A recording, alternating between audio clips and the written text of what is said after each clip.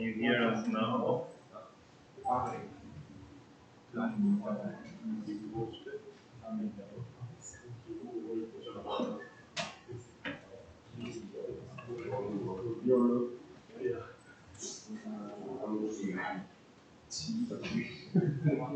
Okay, so if you follow the slides, because I don't have a microphone here, the slides will be on my stream, and Tony will provide the audio. And you can see me walking around with the camera here as well. Okay. So now for today, I want to finish off with a little bit more Python. Most importantly, then I want to try and do a small exercise where you guys will implement a small Python program to run a physical simulation of quite an interesting effect or interesting result that we'll get with that, something that you probably won't expect. So last time we discovered or discussed the basics of Python.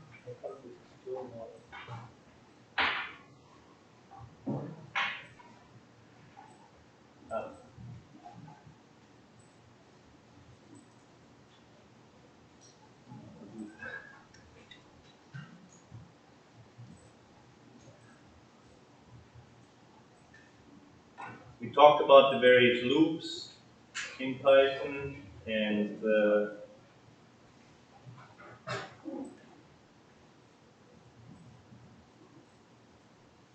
stopped with conditionals, if then else if, in Python in order to make chains of comparisons, similar to a switch statement in C, which doesn't really exist in Python. So now we're going to move on. If you want to learn an imperative programming language, then the next level up from sort of these basic concepts would be, and we also discussed subroutine, yeah? What? Okay, but that's okay because the audio should come from Tony, right? Also mute. I thought you were using the voice. No, I don't have a microphone on that computer.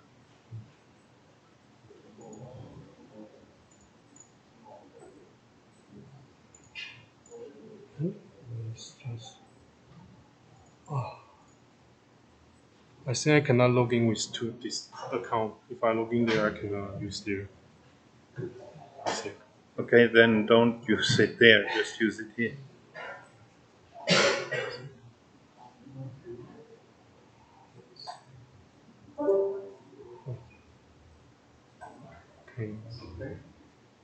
Okay. Maybe, but you're still muted, so unmute yourself. Oh, I see. Still. Oh yeah. Okay. Okay, so now definitely the audio picks up on Discord. Everyone has a microphone muted. No, Tony now should be unmuted.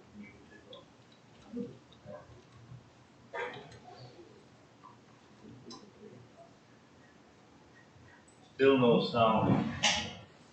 Okay.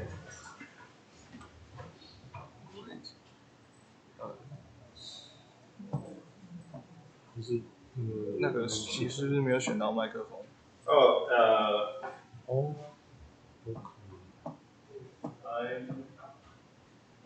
输入麦克风。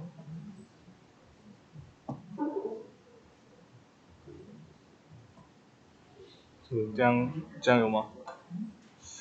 但它没有亮灯诶。它应该会它会对，这边没有闪到。帮你 test 一下那个。那个语音，然后你直接 test。喂，喂有啊，喂那看起来有对啊。哦，他没办法，停止，这样应该有了，只是对你看这语音感应就有了，只是不知道老师讲话够不够大声，听不听得到，然后你要开麦。没有看到。哦，这一个频道只能按键发话。还有这样。对，这个频道设定只能按键发话。you say you only have to key the press the keyboard to say it's not automatically detecting Oh, your that's sound. a setting. Press Yes, to talk. this channel setting. No. You can switch it on settings there. Yes. But it say this channel can use the automatic sound. say Yeah. sound. Change Yeah. voice detect. Yeah, this is advice. No, it's not. It's not working. Yeah. Yes, you use this and you say you can use. You say 它这个 Discord 的频道不能那个 Okay, 不能用语 this 音 channel 改 cannot. 它 Yeah. 的语音设定可能要回去再设定，或者看一下能不能现在调权限。我看老师那边能不能这个开。你这账号是？这是我的账号。然后你有那个吗？但是我没有权限，应该只有老师。那要用老师的才可以。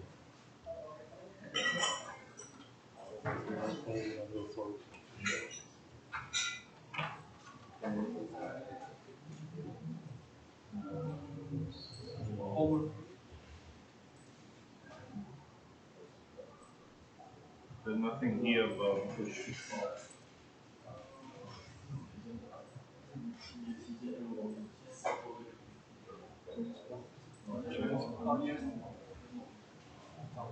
So this is for this role. Speak is turned on. Video is turned on. The activities. Use voice activity. There, okay. Activity speak members.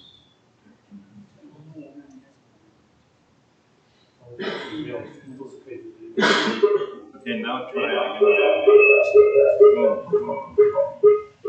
Okay, now everybody else here has to turn off the volume.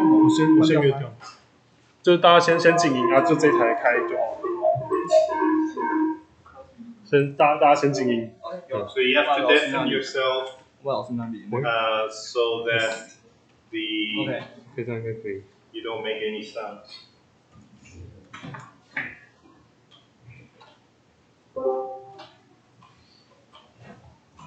Okay, so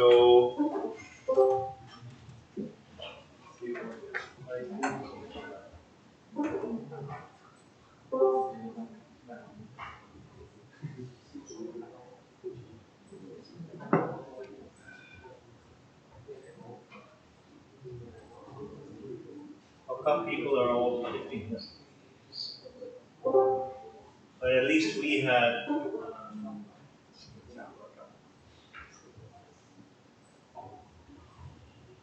sound here now.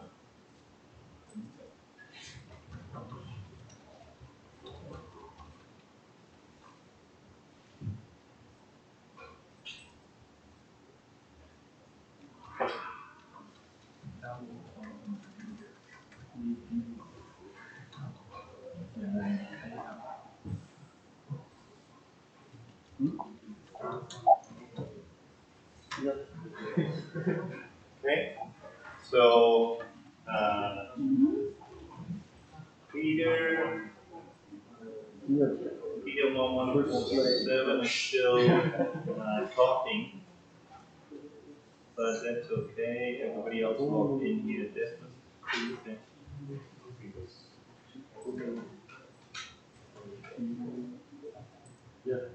Okay, so let's post the link again, just for people that haven't received it yet.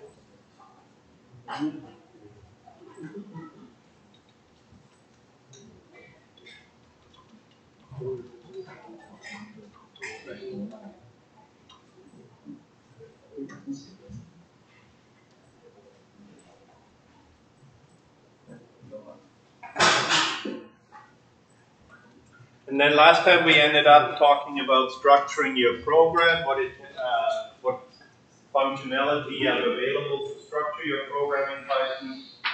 And like most other modern programming languages, it's a sort of things that you would expect, including subroutines or functions, modules, namespaces are all supported.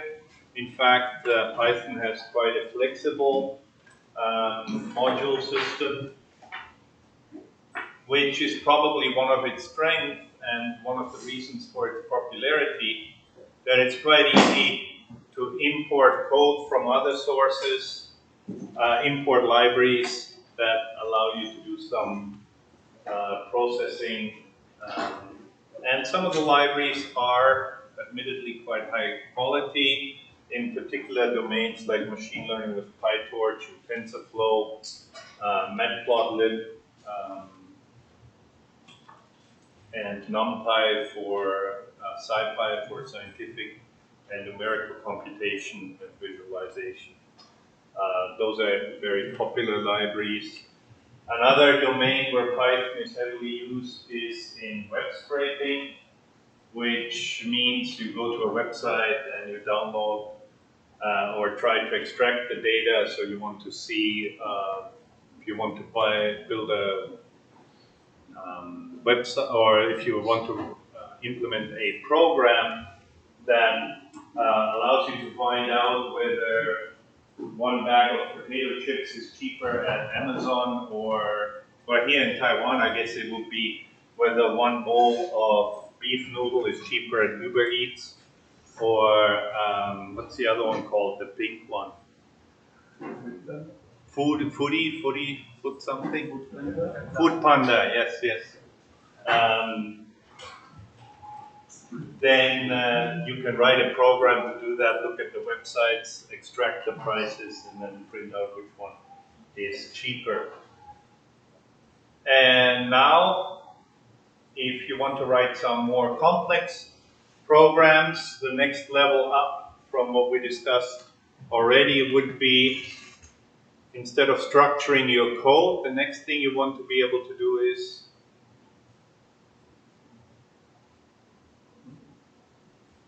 structure your data. Right? That's also important. So the complex, advanced data types that are supported, those are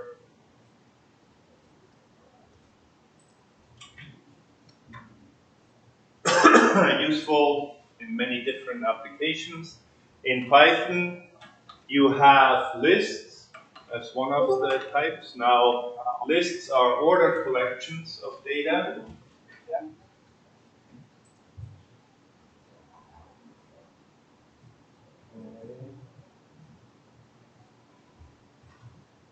Don't get any other messages. I think it's just people leaving. Now, and definitely. Now your lists in Python can be integer types, or they can come, since Python is a dynamic programming language, you can actually add any kind of data into a list. They're indicated, a list is indicated by square brackets. So here I have a list that has 1, 2, 3, 4, 5, 6 as integers in it. Now, then a floating point number 4.5, then 3 strings, Joe, Bob, and Bill.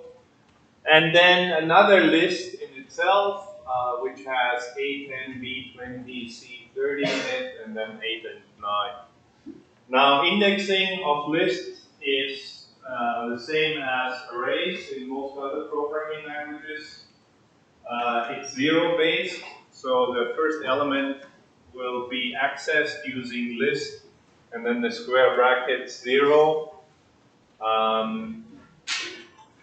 Same as many other programming languages. C for arrays, you use the same indexing scheme, which is confusing for new beginners, but now I guess it will, new programmers at the beginning. But now I guess people would be really thrown for a loop if you use one-based indexing. Though it's not very common, even though I remember some programming language used to do that. Then you can get the number of elements in your list by using length. So length is the Python function that gives you the length, so the number of items in any kind of collection. So the length of the list in this case would be 13. And then one neat thing about Python is that you can also use negative indices. Now in Java, if you access an array with array -1, then you'll get an index out of count exception. In Python, that actually is overloaded, and it means index the last element of an array. And that is actually quite useful. Often you want to pick off the last element of a list or something like that. Then list -1 will give you the last element. In this case, it will be 9. And it's equivalent to the list of the length of the list -1. Those two expressions are actually the same.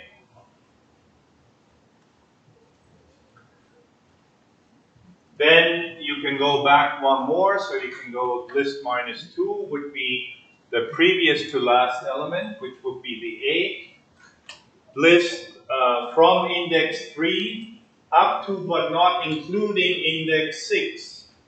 So slicing is another powerful feature that is supported in modern programming languages. So that gives us the list from what did I use? 3 to 6, so 0, 1, 2, 3. So we start at the 4, then the 5, then the 6. And the 4.5, so this is index 3, 4, 5, 6. Index 6 is not included. That's important to keep in mind. So the 4.5 is not printed out. And you can also do the length of the list. You can also use that with negative indices. So -4 to -1 would be 1, 2, 3, 4. Starting here, this would be index -4, -3, -2, -1, but it's not included. So you get Bill, then you get the sublist here, which is at index -3, and then you get the 8. So anytime you need an order collection for your Python program, something where you either need access where some specific ordering to the elements, then a list is a good choice. It is also used quite often in order to replace structures, because there's no structured data types don't exist in Python. There are data classes, which are more powerful version of structures, but in most cases, it's simple enough to use lists in order to represent structures if you have to. And then one thing that doesn't work with lists in Python that may surprise you is from -1 to -4. If you extract this sublist, then what will actually happen?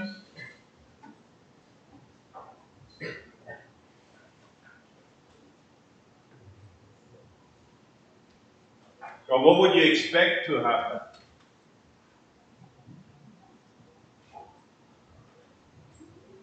What you would like, or what the programmer probably meant was from -1 down to -4, but not including -4, we get these elements, 9, 8, that's list, and this part here.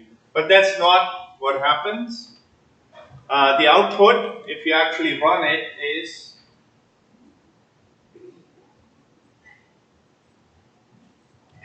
the empty list here. That print statement will result in this empty list here. And the reason for that is that if the end index, if the start index is greater than or equal to the end index, the list is going to terminate. It's going to terminate immediately, so there won't be any elements there. Now, why does Python not allow this particular syntax here?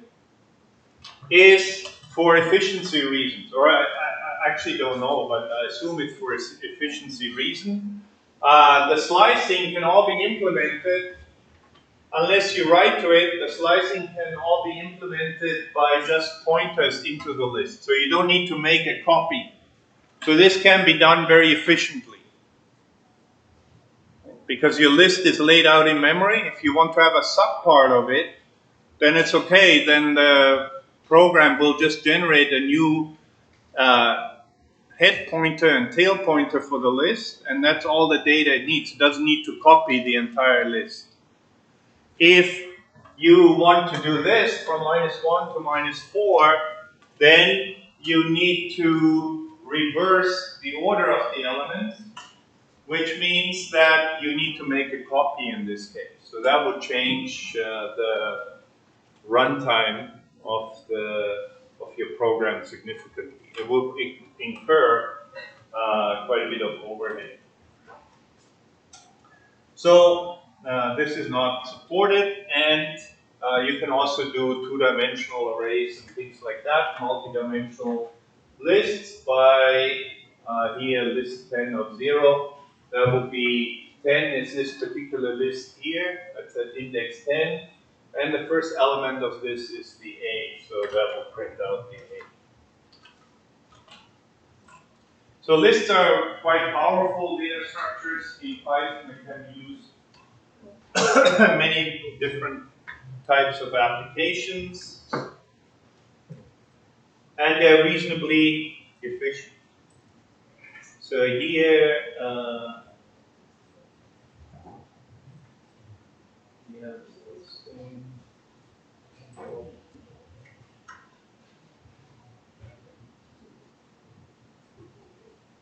Now the other advanced data type that is usually also supported by various programming languages. In Python they're called dictionaries. In other languages they're called hash maps or hash tables. And the idea is that you can identify data by some kind of key that you use in order to access the data. Now, dictionaries in Python are implemented using curly brackets or indicated using curly brackets. So here I have a simple dictionary which simply stores how much money people owe me, for example. So kind of like a bank book application. So Joe owes me $20. Bob, I owe Bob $5. So and Mary, I owe $3 and €4, and the ID 234 I own is just a dummy entry that I need for some kind of synchronization, for example. Now, again, because of the dynamic nature of typing in Python, the whole structure is quite flexible. Often we have keys that are strings, right? That makes sense in lots of cases. So Joe and Bob and Mary. But we can also have integers if you want to, or other data types. Anything that has a hashable method will be able to be used as a key in your dictionary, and you can also mix and match them. So you have some strings, some integer keys. In order to access the data, we also use the square bracket indicators, except instead of using an integer index, we're now using a key value. So D of Joe would return $10 and D of Bob would return $5.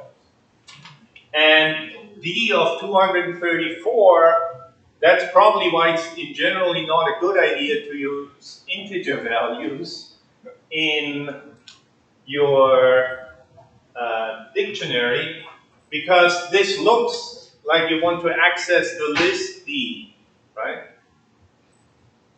This looks exactly the same as if you're indexing into a list, the 234th element. But that's not what happens, right? It's going to pick whichever value this is. And the entries in a dictionary are usually not ordered. So you don't really know. If you go through the keys, then there's no specific order in which they would occur. There is an ordered dictionary, but that's an extra import that you would need to import that separately. So there are some more powerful data types available in Python. If you really need to have a dictionary that keeps the keys in order, but the standard library doesn't support that. Now, other data structures or collections of data that are possible in Python. You can have tuples. So tuples are exactly like lists in every way, except one important one. You cannot write to them. You can only read them. So they're like read-only lists. So if I have a list, L is 1, 2, 3, and I set L of 0 to 5, then that will do exactly what you want. Your list now contains the values 5, 2, and 3. Right? But if you try this with a tuple by using round brackets instead of square brackets, then you end up with an access violation because you're not allowed to override lists, tuples. So technically, that's called immutability, and tuples in Python are immutable. Then we also have sets. Sets are lists with no duplicates. So in that case, it can check how many, if you have some data type where you need to make sure that every entry only exists once, then you can use sets for that. So here we have a set, which is also indicated by the curly brackets, and you get 1, 3, 4, 5, 2, 2, 2, 2. And then when I print it out, I will get 1, 3, 4, 5, and only 1, 2. The additional 2s are all ignored. So that part is, for sets, is they're not used that often, but sometimes they're useful. And the most surprising thing about sets is how do you create one that is empty? How do you create an empty set?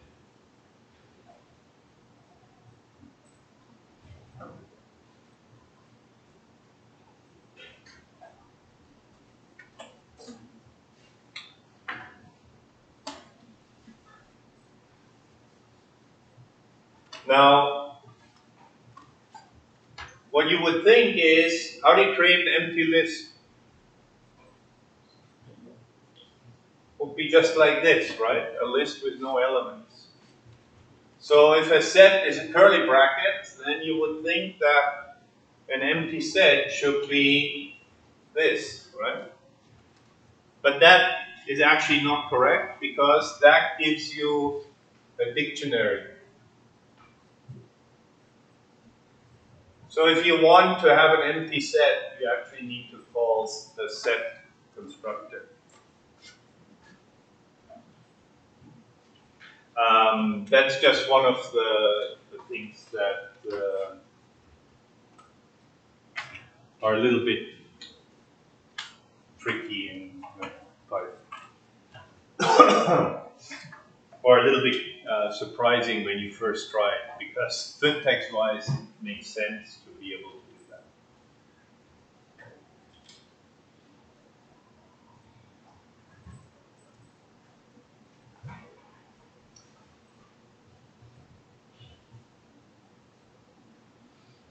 Here's some more formatted output.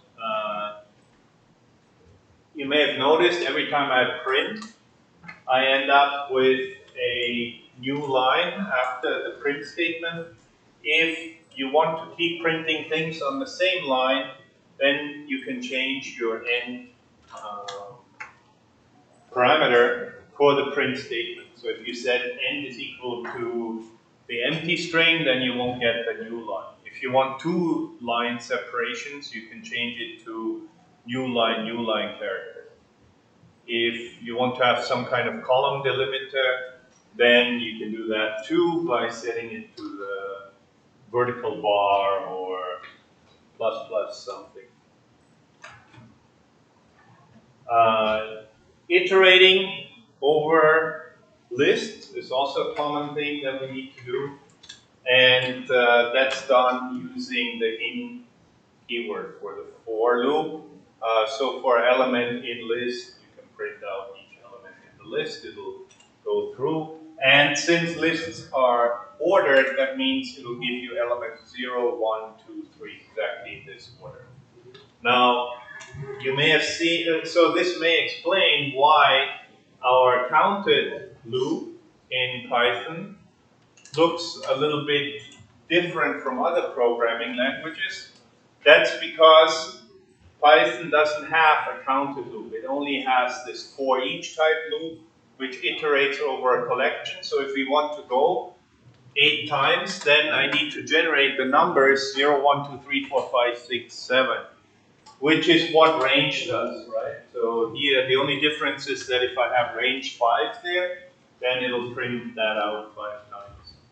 And E would be set to 0, 1, 2, 3, 4.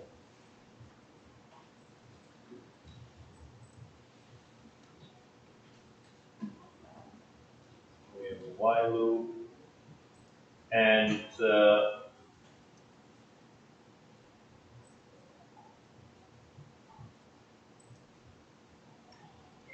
some more examples of iterating through lists and indexing elements of the list. Now,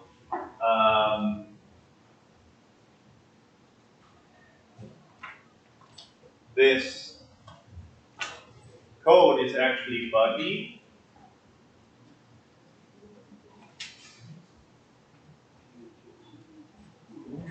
And why is that? I just want to check, for example, if a list is monotonically increasing. So I want to check if the element of the left is less than the element on the right.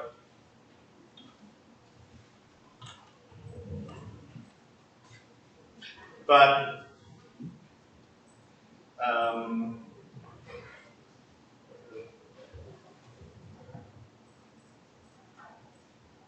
even though it seems to work, right?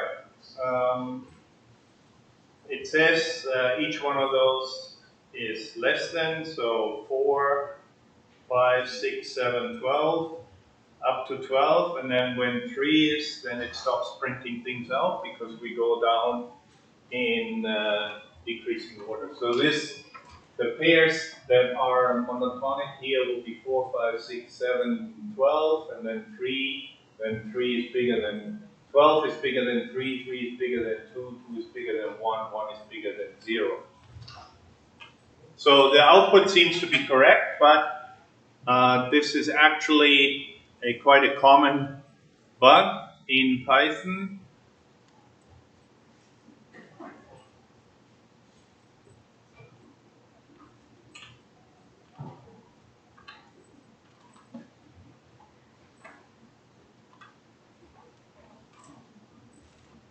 The problem is when you're trying to look for the left neighbor, So that will be I minus 1. That seems to make sense, right? If I'm currently looking at element I, and I'm looking at I minus 1, that should be the one before me, right? My left neighbor. In Python, that leads to surprising results. If I change the list just slightly, then it'll actually give me the wrong result here.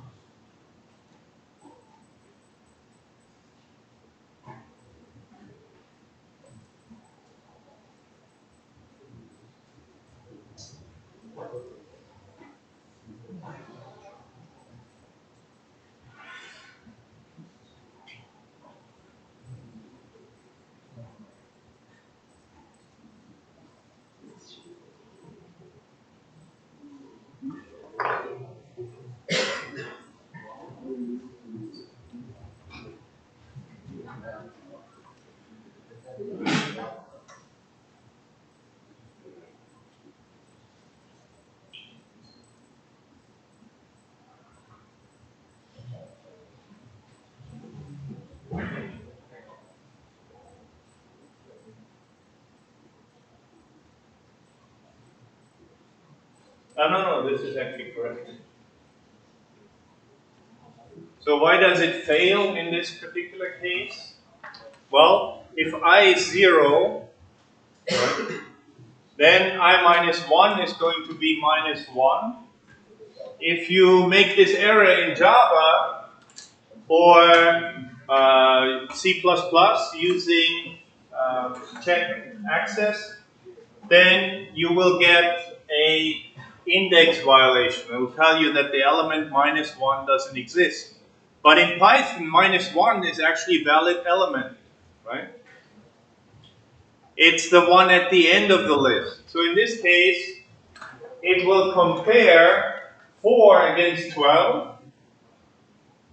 And since 12 is bigger than 4, the loop will never execute. So there won't be any print statement.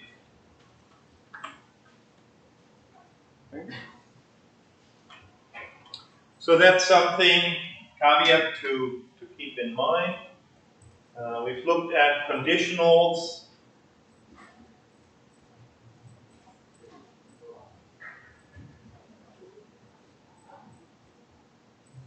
And then we define functions. So those are defined using def and then the function name and then the set of parameters. The argument handling in Python is also quite neat in the sense that if you have a complex, like one problem with Python is that the arguments here, as you can see, they are untyped. So you can pass in anything you want. And that, of course, can lead to results that you didn't expect. For example, if we have something like this,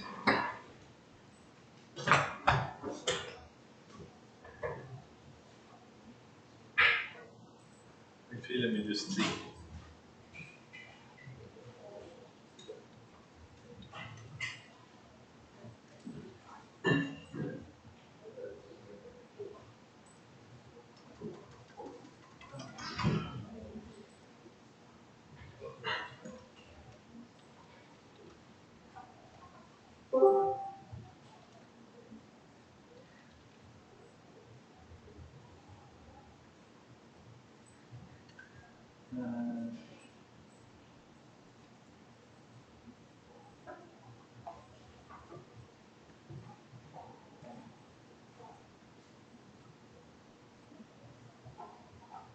What can I try and do?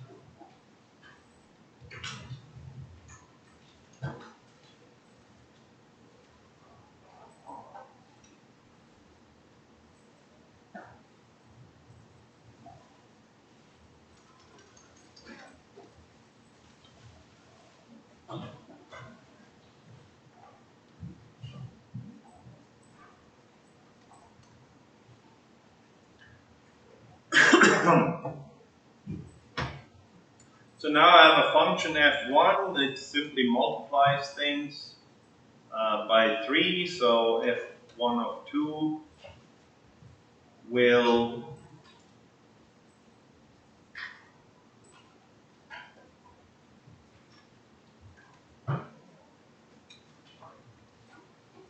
do what I wanted to do. I can print out 6. Actually, let me define the function for that.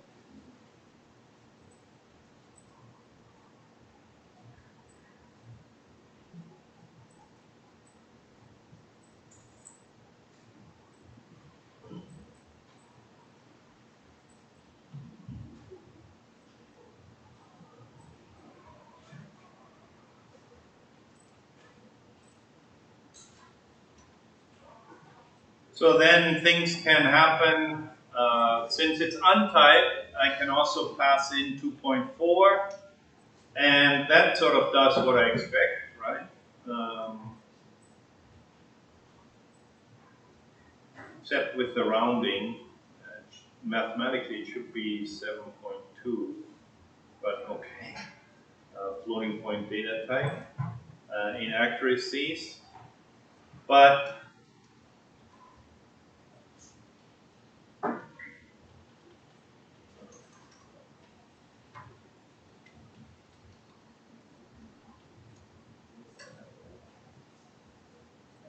I can also call it with a string, and that even works, except it doesn't really do what you, or maybe to change it to this.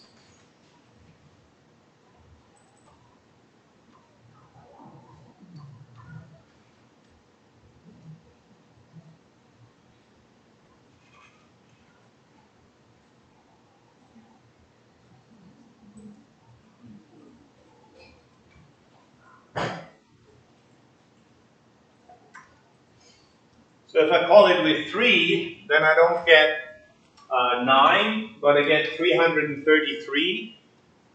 And the reason for that is that strings, here I'm passing in a string, not an integer.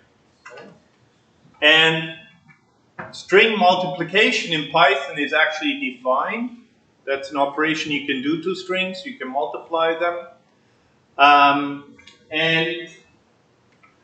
But it's not what you would expect if you have an integer in it. It'll simply copy that string 3 times.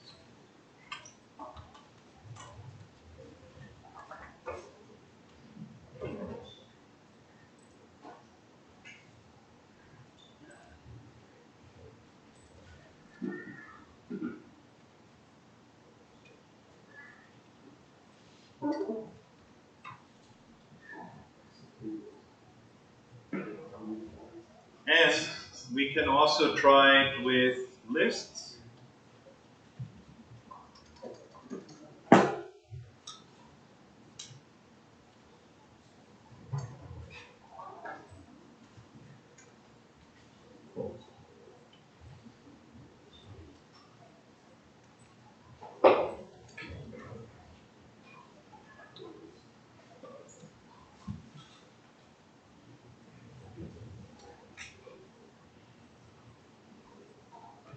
And that gives us 3 copies of that list concatenated together, which is probably also not what you expected. Right? None of them throw any error. Your program will happily continue calculating with whatever the return of this is. So there's been a lot of discussion in the developer community about the kind of programming languages that are most productive. And Python is extremely popular, but there's also been some criticism of Python and other programming languages like it because of its dynamic typing system. Now, you may have gotten a feeling already for the fact that writing programs is quite a bit faster in the development stage. If you need to prototype things, then it seems much more efficient to be able to define a function with some arguments and then worry about the exact type that you need later. Or instead of being able to say dictionary is Joe, Bob, and Mary, instead of having to specify exactly what the keys and the possible values are, makes things a lot faster to get started. But it also is a source of subtle, or not subtle, it's a source of bugs that a statically typed language does not have. It's impossible. For example, here, if you call, and it's not, F1 is,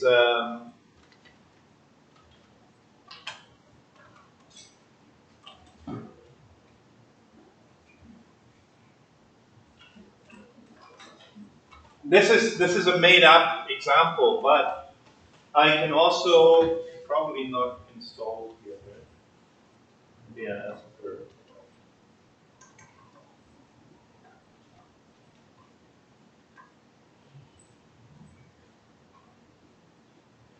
It's not installed, but how many people here know about the Blender program?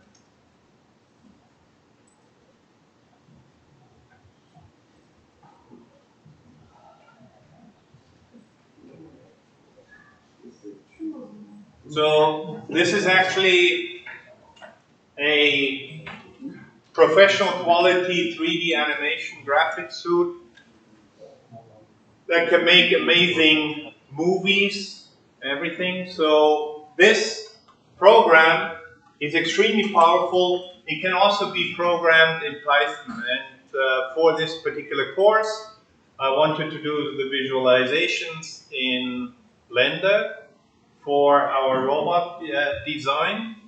So you need to do some Python programming if you want to use Blender like that. Now, what happened there is you need to call functions like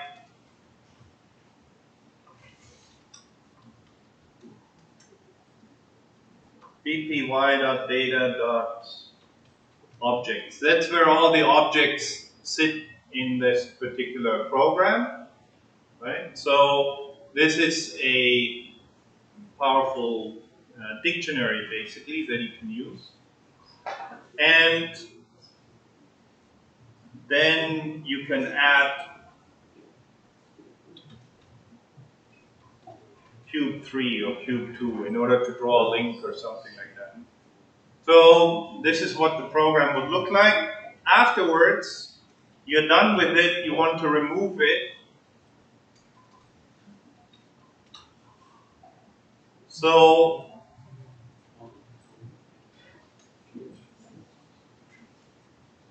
actually it's not quite.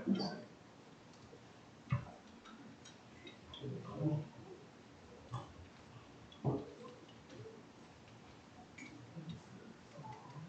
think it's object.new cube.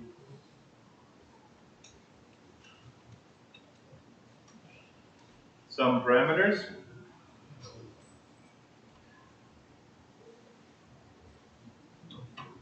And then you want to remove it from your program after you're done with it. This seems pretty easy, right?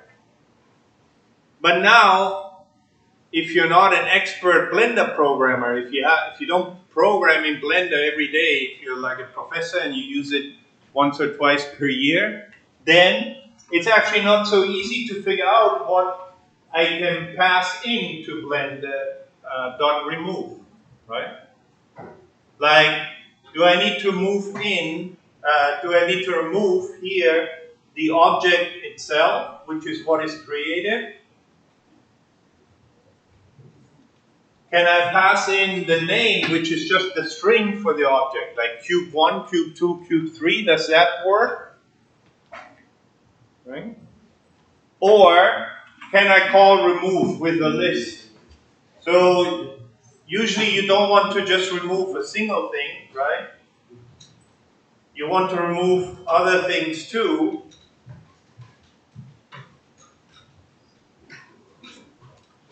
And then can you call that method with a list of things? This all makes perfectly sense to use remove for either an object by name, the object itself, like a pointer to it, and a list of these things that I want to remove. Now, if we have to pass in the object domain here, then this will be the only way to call that function correctly. In fact, for removal, you need to pass in the object itself. You cannot pass in the name. And if you read the documentation, then of course it's all written up there and it tells you what the type should be in English prose, but then Blender is an extremely big program. It would take you a long time to read the entire API for documentation for Blender. If you want to become an expert Blender programmer, that's what you have to do. If you just want to write a program once in a while, then that is not really feasible, right? You'd be spending a lot of time reading documentation without getting things done. Now, this becomes a lot more tricky. If this is on your main path, it would be fine. Like if this is what your program does, then immediately the first time you call it wrongly, it'll say, oh, I don't know what to do with the string. Or some error will be thrown somewhere. Then you have to trace it back. Eventually you figure out, oh, I need to pass in the object. Or no, I need to pass in the name of the object. That will happen. Right? And if you're trying to use it with a list and it doesn't know what to do with the list, then there will be an error and you can fix it.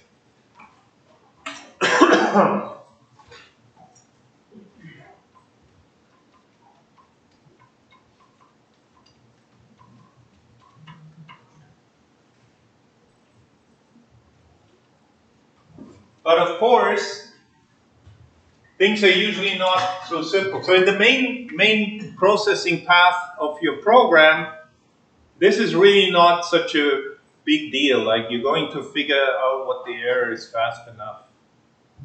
But the problem is if you write programs, and as you should, that are able to deal with errors on the outside. So for example, you only need to remove these objects because you want to shut down gracefully if there's a problem with the power.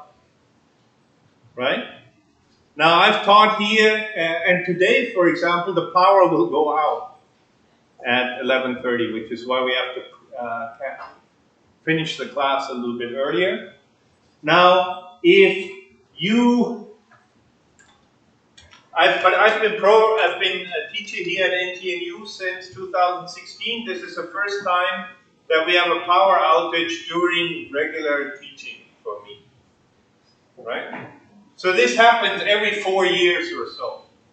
So people may write this code, but they will not actually check whether this works correctly. Error path is usually if you're looking for bugs in programming, in programs, if you need to find a vulnerability to hack something, then it's always a good idea to pick the error path, not the path that it uses all the time.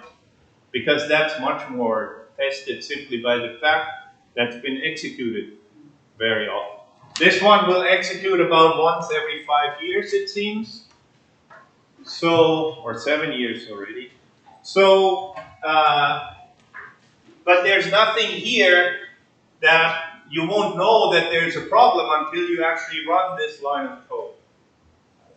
In a statically compiled language, that would be impossible. If objects remove requires a single object and you pass in a list, the compiler will tell you saying, no, this is wrong. Right? If you expect a object name and yet somebody passes in an object in a typed language, the compiler will tell you this is a mistake.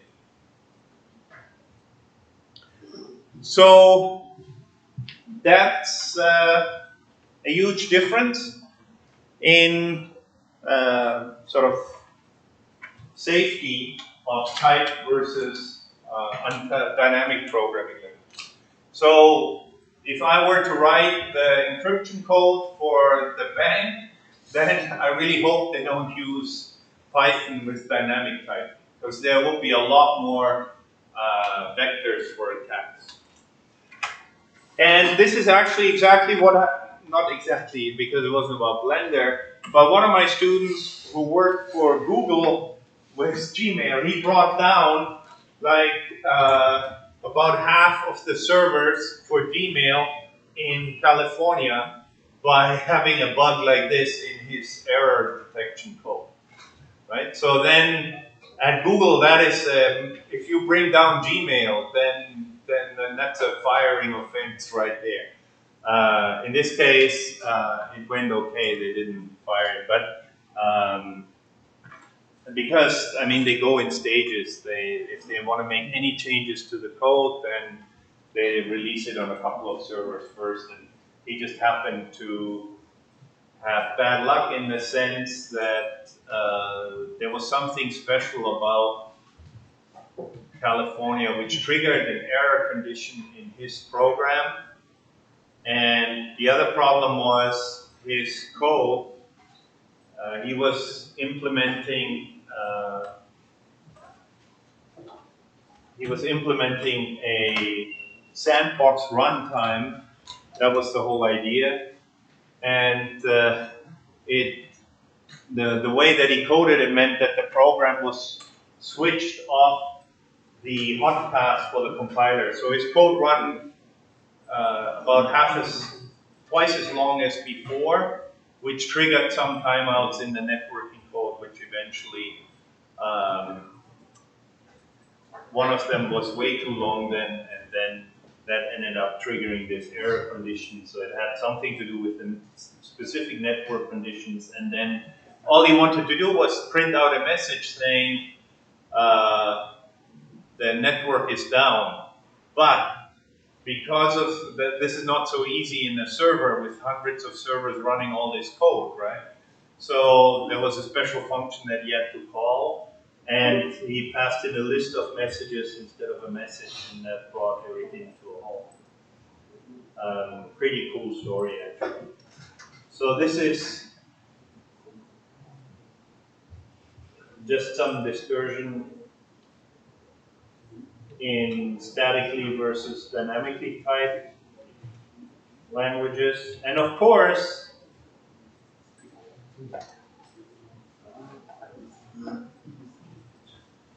this is not a new discussion, and it will go on for a long time now. A lot of the dynamic programming languages actually allow you to type things. Well, even Python now, if you want to make sure, you can type an object parameter. So I could go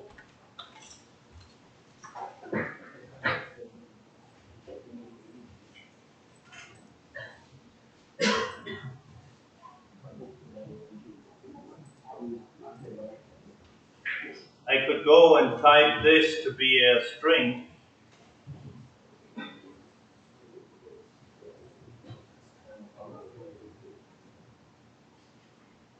Oh, it doesn't actually do anything.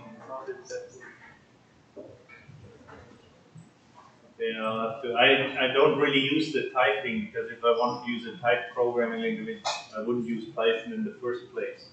But you can annotate text now, and there must be a special switch that you can specify so that it will throw an error if you call it with an integer instead of a string.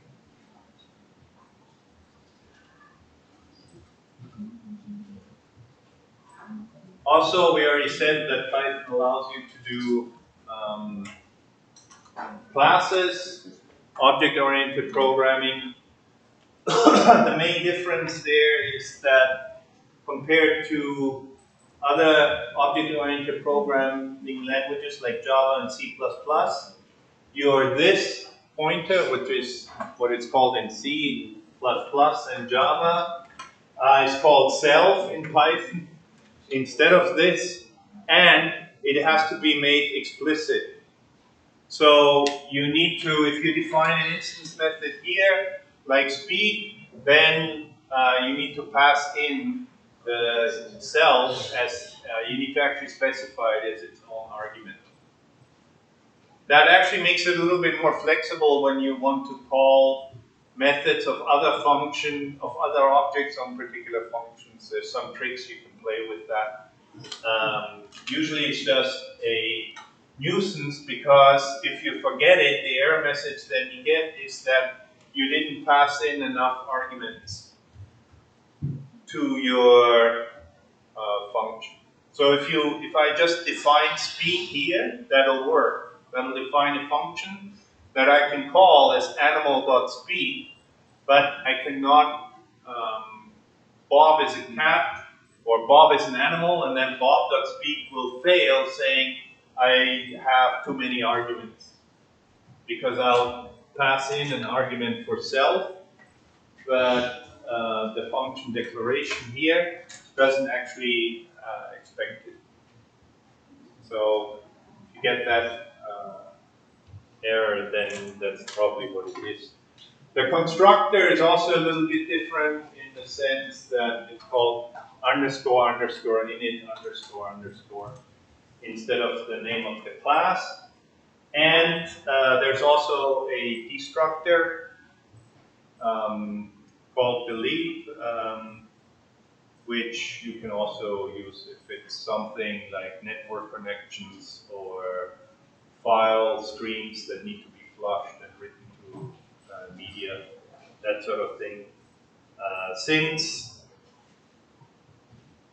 Python is a garbage collected language, that means the lifetime of the object is not directly under your control. So then the destructor becomes important. We can also have inheritance, so I can define a class fish, which is a subclass of animal, and then I can override a method.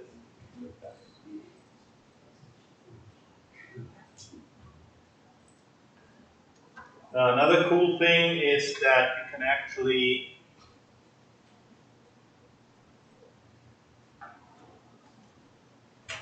since Python is an interpreted language, you can do metaprogramming. You can write the program while you're executing. So in particular using eval and exec, you can actually turn a string that describes the valid Python program into the code that you want to execute. So that's sometimes useful for things like the list here. X is 10 and I have a list which has some numbers in it. Then I have this particular string. Oh, that's another nice thing that Python does. If you want to have strings that span multiple lines, then you can use triple quotes. So triple quotes will end with triple quotes, but I can have new lines in between. So here we say y is equal to 5. Our result is x plus 5 times y. Then I define a function clear, which takes a list and x and resets all the elements in that list. All the elements that are x, I'll reset to 0. Then I print the result, then I can clear the list, then I print the list. And now, if I have this expression, now, so far I could have just typed that into Python, it would have been fine, right? But we can do some pretty neat things. Let's say the list is really, really long, and checking through it becomes cumbersome. It's a expensive operation. And I keep adding only to the list. Then I can do slightly better than this here. So for example, in this case, I'm going to call the clear list an X. Now if list is millions of entries, and X is some value, every time I add an element into the list, there's a very efficient method for calculating the maximum of a list. Like I could cache that, right? What is the largest element in the list? So now I'm saying if X, that X that I want to remove, if that is bigger than the biggest element of the list, then there's no way that it'll be in the list, right? So there's no point to go through and check 1 million entries. So I can replace the clear list X with the empty string, which will simply remove this line. Then I can print out the new code. If I exit it, now I have a program that is specifically written for the current application, the current state of the system.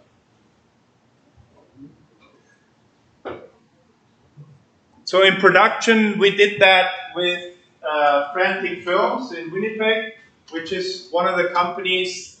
They hired quite a few of my students. And they made Superman Returns was one of the movies that they made the computer graphics for. And the other one was Journey to the Center of the Earth 3D.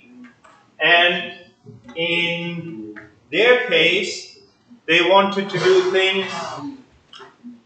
They needed to do computer graphics, so they basically checked sort of they needed to process the images in order to adjust brightness and contrast and things like that, so that the lighting looked good for Hollywood.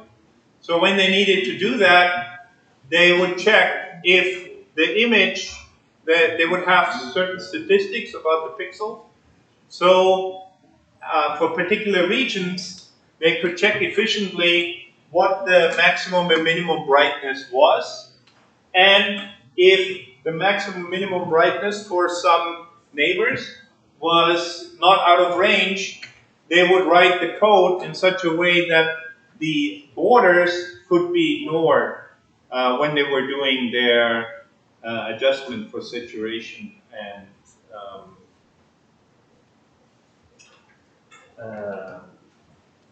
contrast. And that allowed them then, because the rendering time times at that time were brutal for company in Winnipeg. Like I think for the Superman Returns, the scene that they did was in the movie. I didn't see the movie, but I saw the thing that they actually did. It was some crystal growing underneath the ocean. So that is like 30 seconds. But to render that on their farm took about 22 days or something like that. It was extremely expensive operation. So anything they could do, even if they could just shave off a couple of milliseconds per image, that would be, because there'd be billions of images and textures and things like that they needed to adjust. That would be a big save, a big win for them.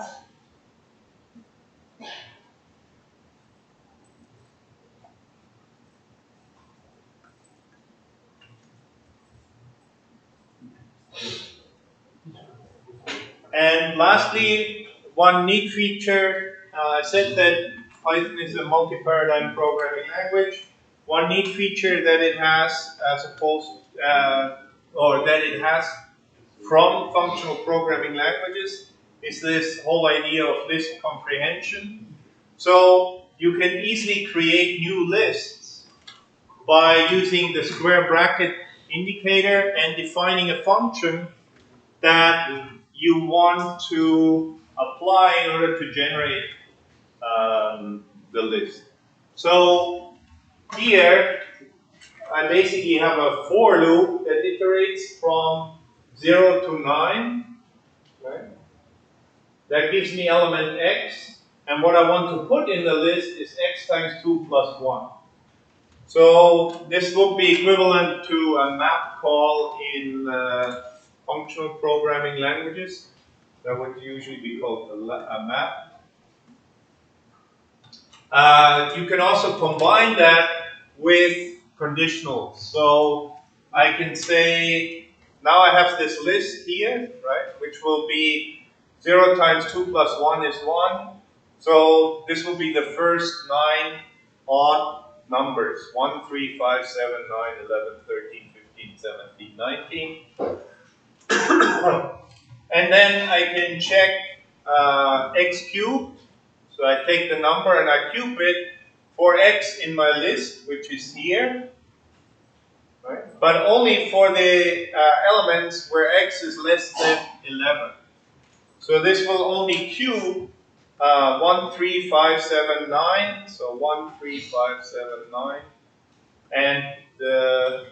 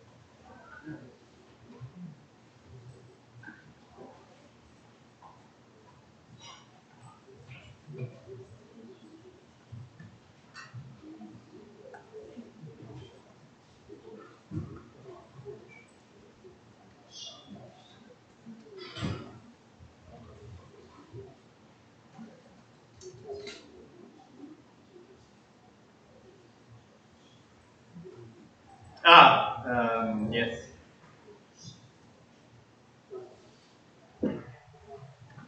I added 3, 4. I forgot that I added 3, 4, 5 at the end of the list.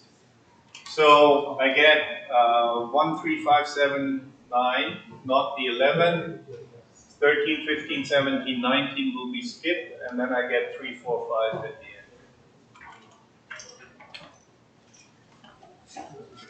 So this allows you, this is a quick way, anytime you sort of have a list that you want to create, and you realize that you're running a for loop with some conditional, then your list comprehension is your friend. You can generate that then in one line as opposed to 3 or 4 lines or 5 lines for your usual for loop. Of course, the for loop will still work. And another nice thing about Python that I like is it has the new string formatting syntax. So you can pass in, and then it's in curly brackets, those expressions are going to be replaced. So here I want to say that I want to print out x as a floating point number with 5 decimal points and 8 total. After the decimal point, then I can do that 6.7 will print it out in this format. Or you can left align things by giving the field width here. So y as an integer with at least 10 digits, and K. And that is a new syntax, which I think was introduced in Python 3.8 or so. You now have formatted strings, so you don't need to call dot format on the string. You can just put an F in front of it, which is pretty neat. So it makes formatted output a lot easier. And this one I probably should change.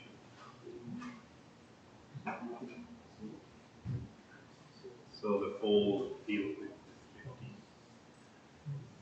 is 15. Lastly, and probably a feature that is underused in Python is that Python actually has a built-in help system. So if you have some Python programming code base and you need to find out about bpy.objects.remove, then instead of going to Google and try and figure out what's going on, it's probably a better idea to use the built-in help facility. So you can ask questions about data types. So help list will give you all the functions that are available for lists.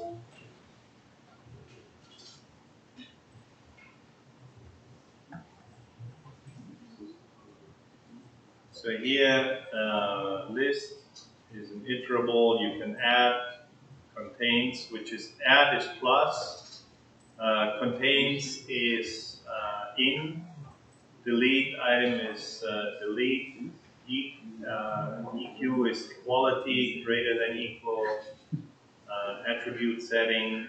Get item is the square axis indicate square bracket axis. Greater than, immediate add, immediate multiply.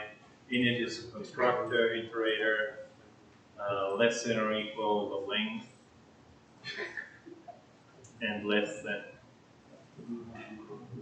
So if you're dealing with an unknown code base, then it's nice to be able to call up the help. The other thing that is useful is for your own functions. You can, that if you have your function definition, and after that you have a string, then that string was considered to be the help for that particular function. So if you define your own function for A and B, and then have a string, in this case triple quoted if you need to write something more, then you can also get the help for your function.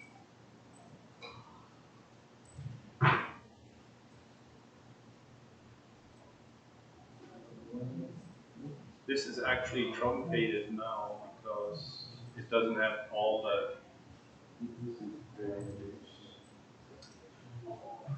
list.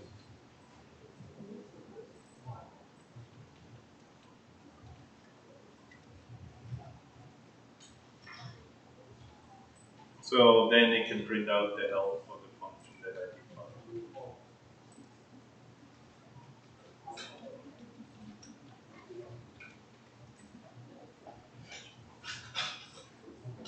And of course, you can also apply that to objects. So if you have a list,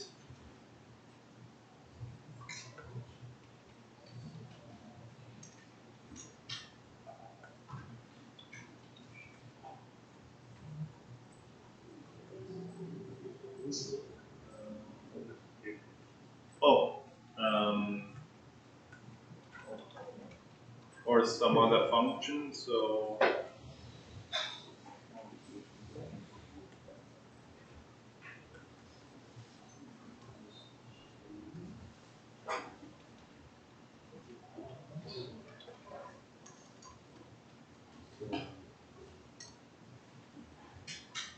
you can get help for a and 2 function, for example.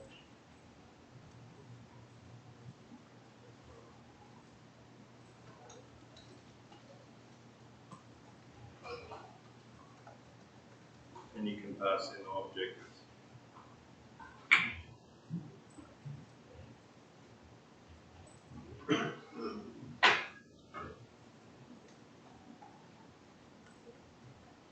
So here I define a set, and then you can see what different functions are applied to a set. Clear, copy, difference, update, discard, intersections, disjoint set, pop, remove element from a set, union of two sets.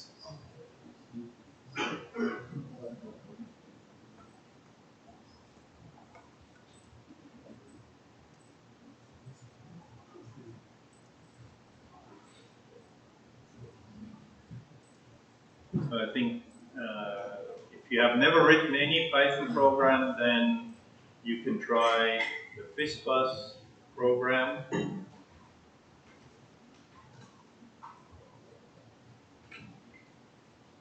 And here's some other simple things you can do in Python. Now,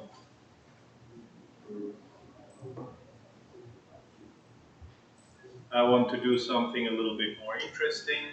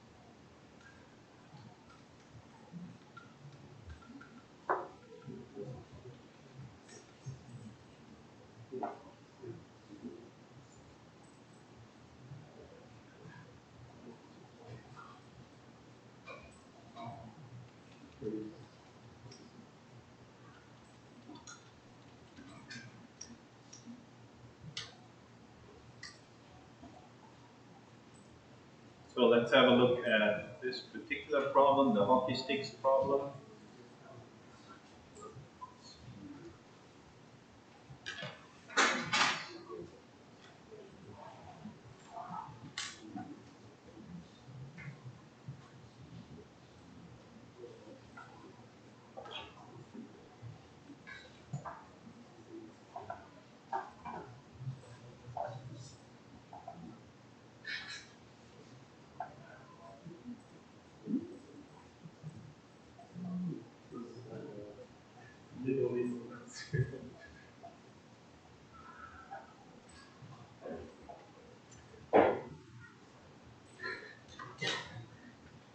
And now I expect you to write your first Python program. This is actually taken from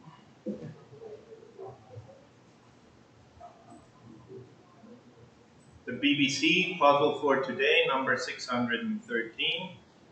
The puzzle is simply a hockey stick. It's about 1 meter long. Happens to be the same as the width of the lanes on the running track.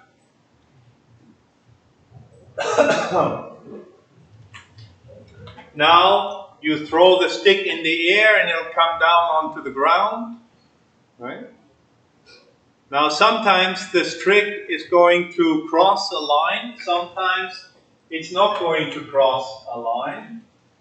And if you toss the stick 100 times, then on average, how often do you think it will cross a line?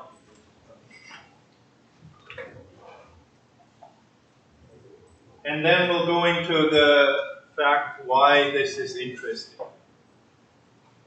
It's actually the first example of probability in geometry. And Count Buffon in 1777 thought about this and solved the original puzzle. But that one, of course, is pretty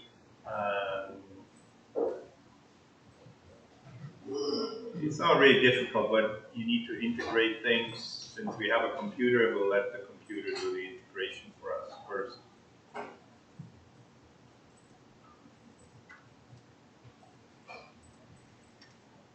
So this is what it would look like. We have some sticks that are exactly this 1 meter in length, which is exactly the distance between running tracks. Here we have 4 running tracks. Now I throw a whole bunch of sticks onto the ground. Then how many of those do I expect to cross a line?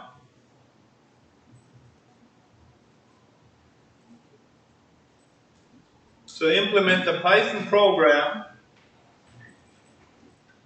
that will find that probability. So you need to simplify it and simulate it. And after you've done the simulation, then you can implement a visualization of the result.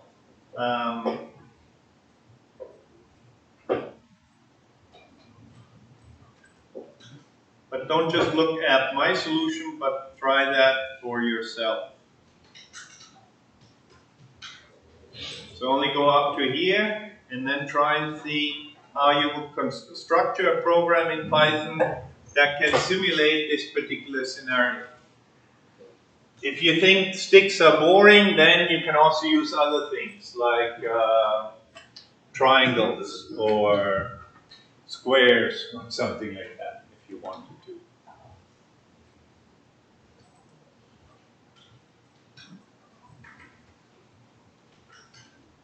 So open your own Python editor.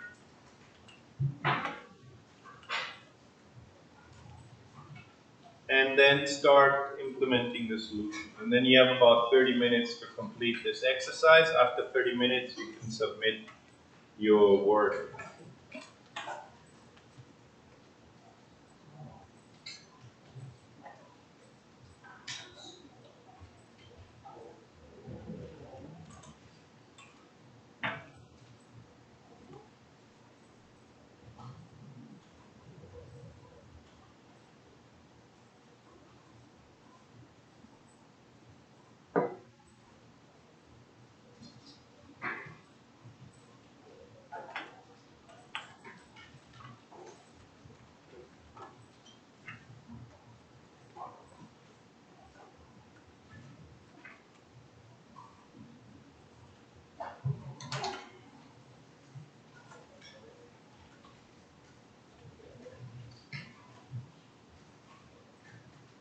So open Python shell.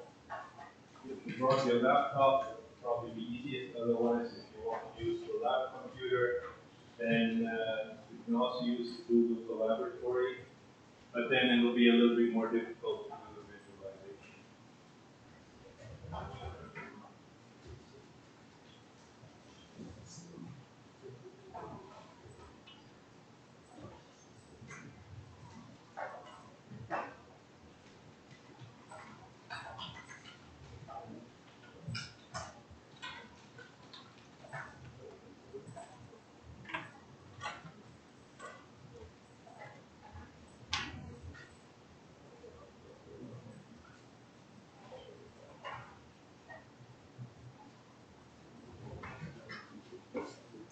And I guess I could try this.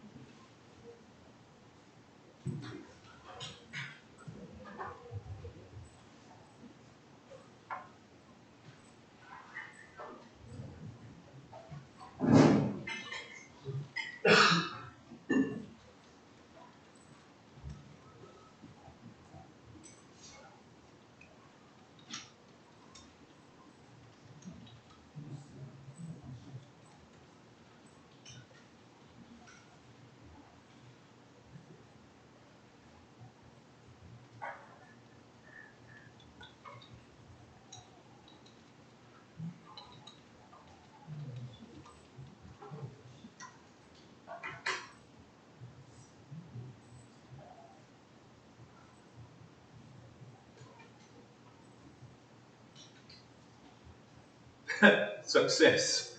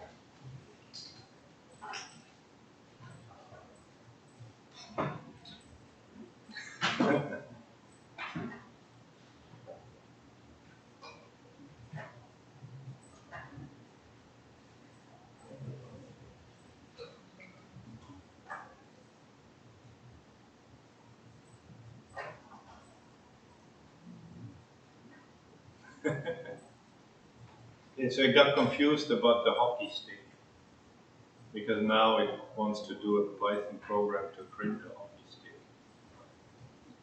But surely this is some other assignment.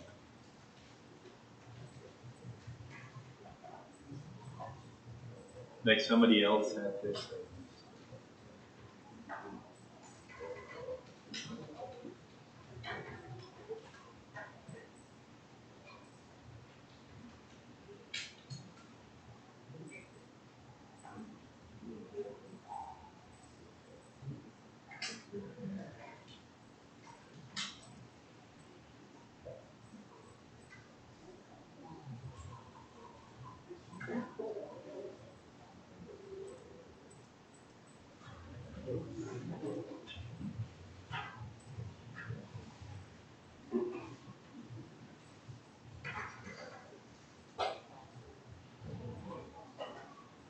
Yeah, at least this will give you the correct. How do you generate that?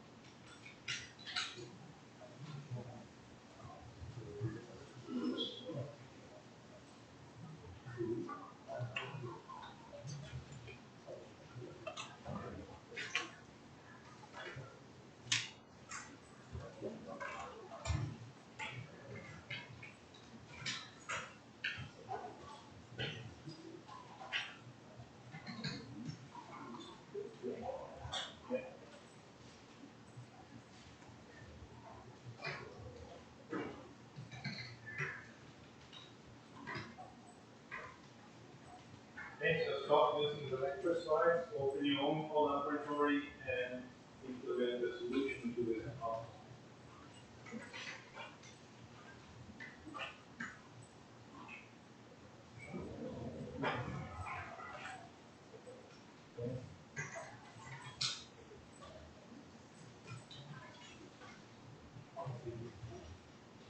Okay, so you need to have your own collaboratory with the solution.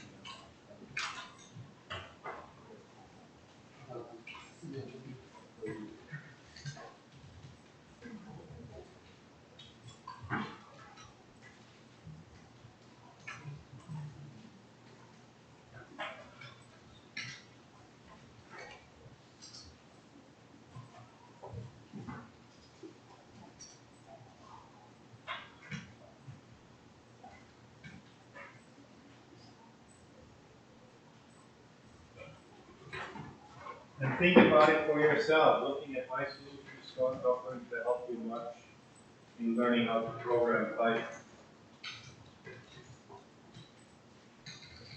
So open your own collaboratory and then try and see how you would structure this problem.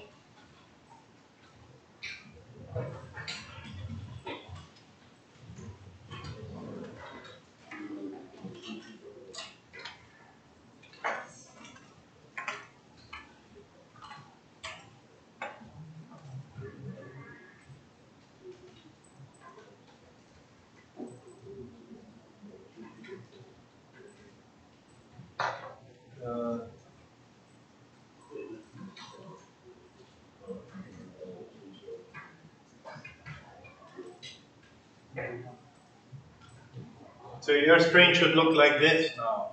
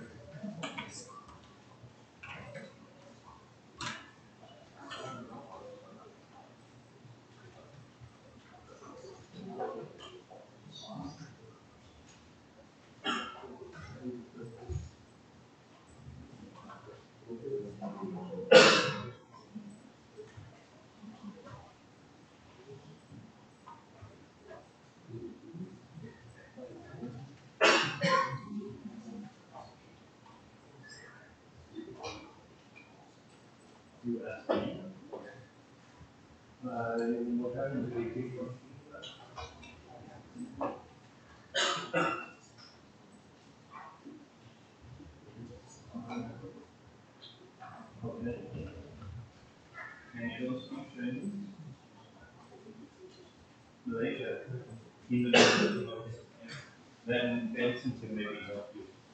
You're not going to switch this computer to English.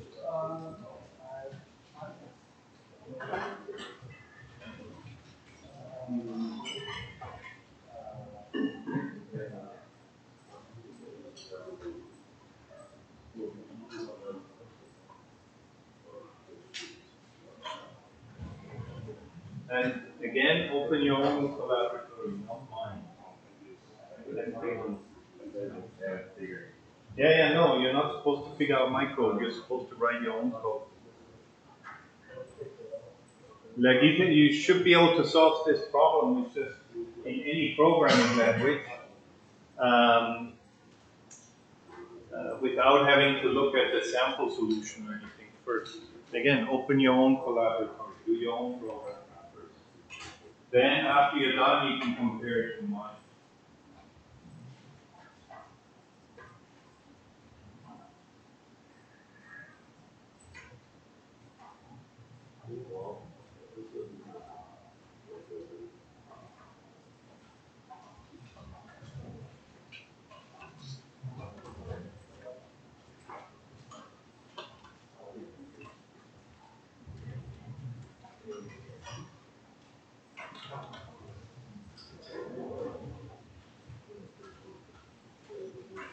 Again, you should open your own Google Collaboratory.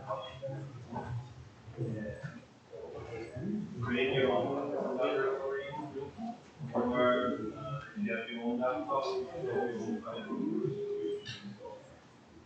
And you don't need to use Snapchat or anything like that.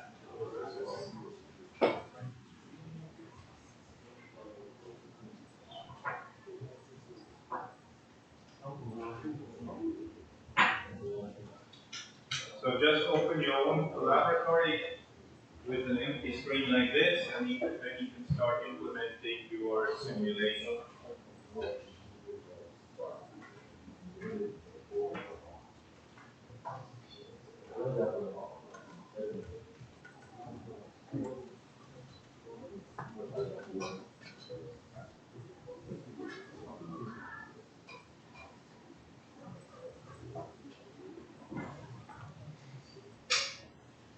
So let's think about the modeling of this.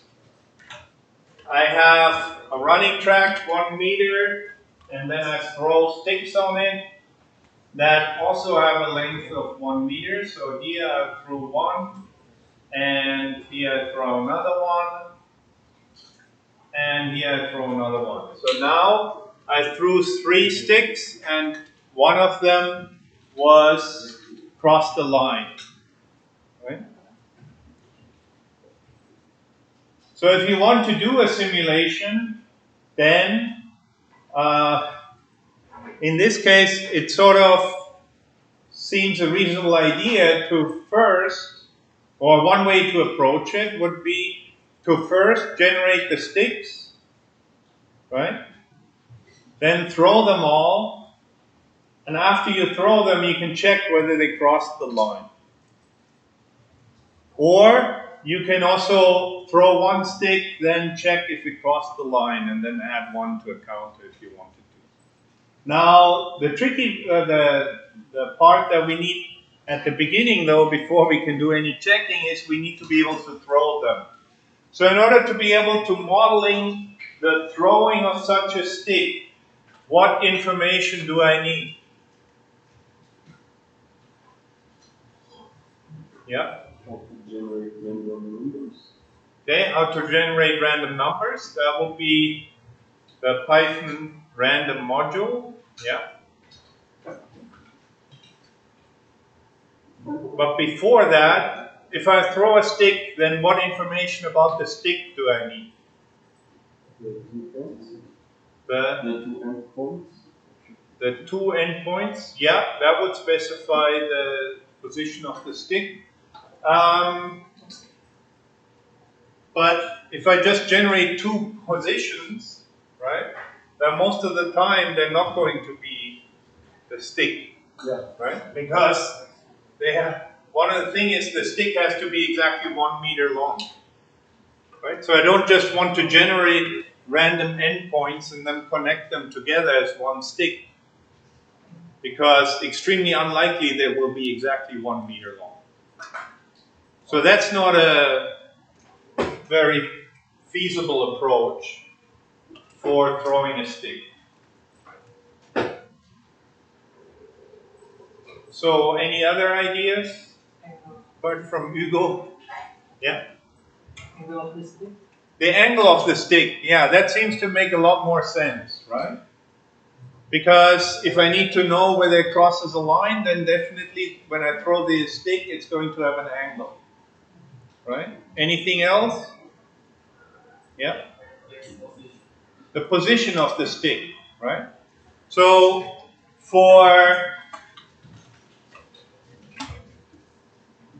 we can call this X, right? Then for each stick, what I need to generate is a sequence of random pairs, because the stick will be defined by 2 numbers, the X position and the angle of the stick. And then I can either produce 1 or I can produce a whole list of them, many of them, up to you guys. But I need to know those 2 numbers for the stick.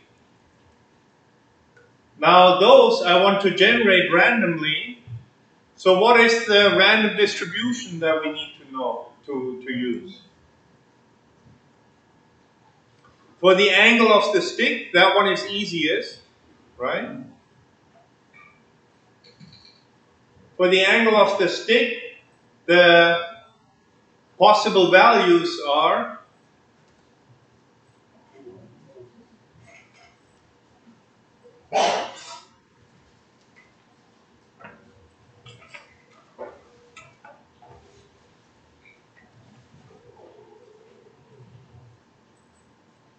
if you throw a stick on the ground, then what are the possible angles that it can land at? 0 to 2 pi or 0 to 360 degrees, right? So I need to generate a random number The values are from 0 to 2 pi, and that would be it.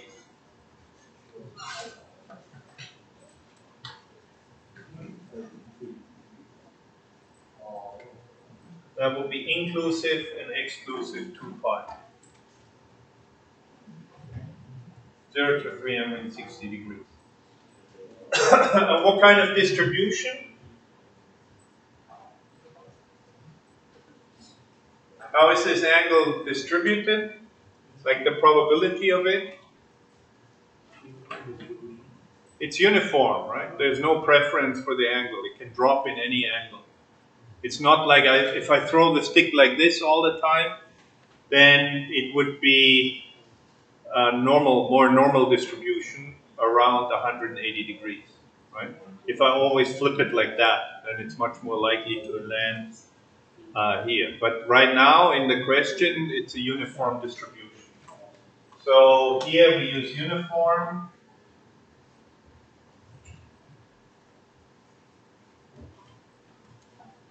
And that means I can get that in Python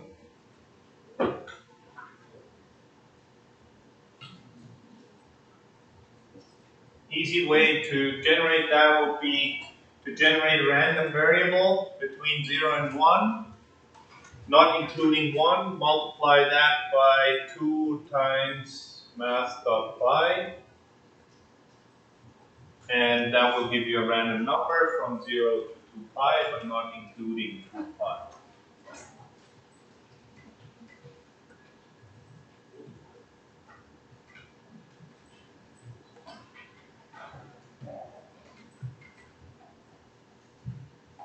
Okay, how about x? What's the range of x?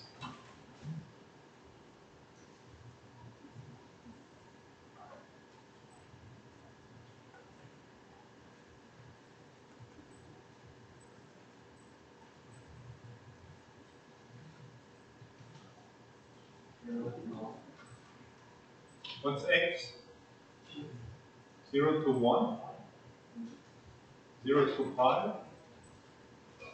Why pi? Pi would be here, 3.14. 1, 2, 3. Would be like this line here. X is the one thing that is clear is given the lines like that, right? When I throw the stick,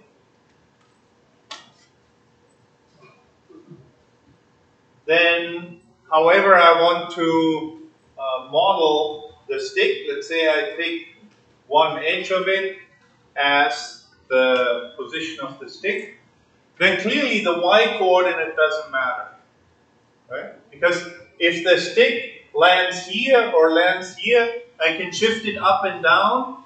That is not going to change whether it will cross the line or not, right? If I have a stick that crosses a line, I can shift it up and down without any change in my simulation result. It's either going to cross the line or it's not going to cross the line for any possible value of 1. So I don't need to model where in the y direction the stick lands. Now, how about the x direction? What do we need to model? What will be the range for the x direction?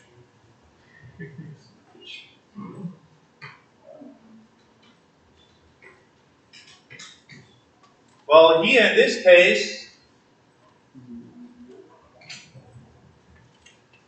you may think that your x could be anywhere on the running track. So that will be, in this case, from 0 to 4 meters.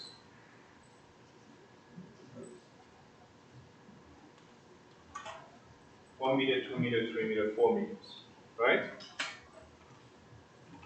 So, and you can implement your program that way. But it's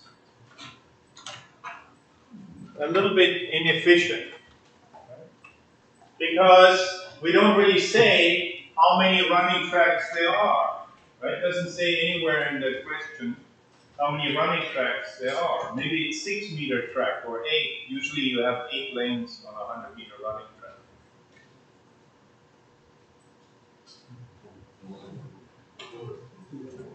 But when we have to simulate it, it's clear that for the stick to cross, it can always only, if it crosses anything, it can only cross one lane. And we assume that this is, if it is 1 meter and it hits exactly the center here, then the line is infinitely thin. So even if it's horizontal, it's just going to cross one line. So whether I have this stick here at a 45-degree angle from here to here, or here to here, or here to here, or here to here, doesn't really matter which lane it's in, right? So all I really need to consider myself with is the lane that the stick lands in, basically, the leftmost part. Right?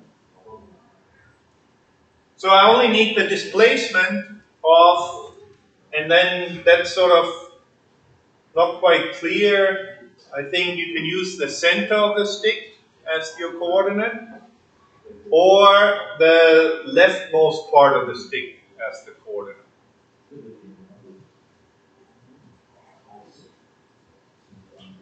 Um, one position on the stick. So in this case, that means x will range from 0 to 1. It will be uniformly distributed as well.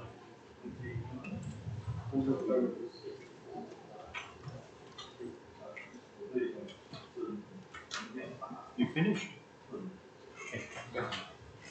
Oh, you already drew it.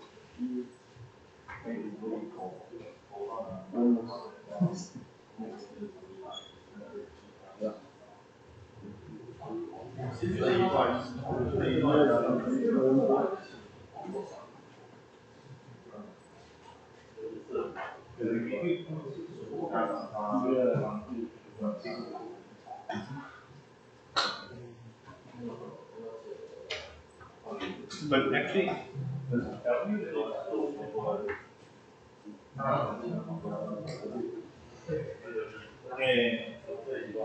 two times n.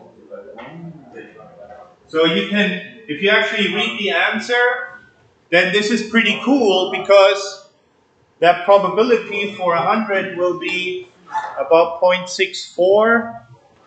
The probability in general for n will be 0.64.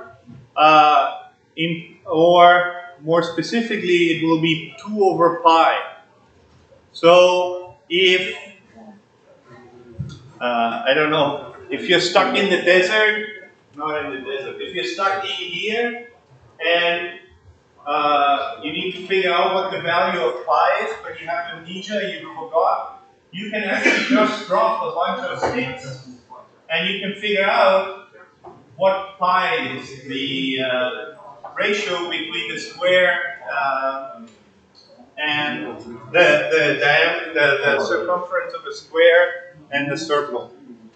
So this is what makes this a pretty interesting problem to work with. The result is surprising. Nobody would have probably expected that this is somehow related to a circle, but we want to use that as a introduction to Python programming. So now it's 11:30, and unfortunately the power outage is going to start soon. So we will have to terminate the class, and I will shut down the computers if you have been using them, because as far as I know, the power is going to go out any minute now.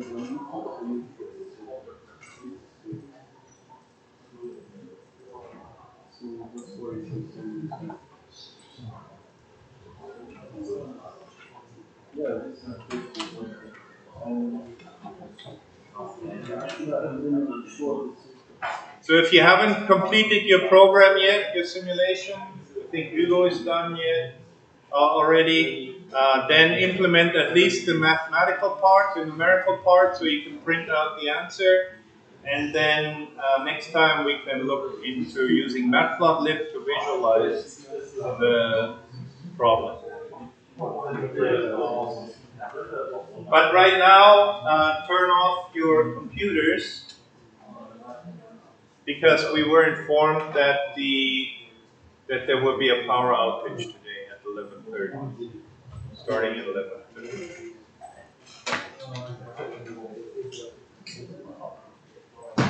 Okay, there we are. Yeah. Turned off the air conditioning in my office. Now there will be any air conditioning.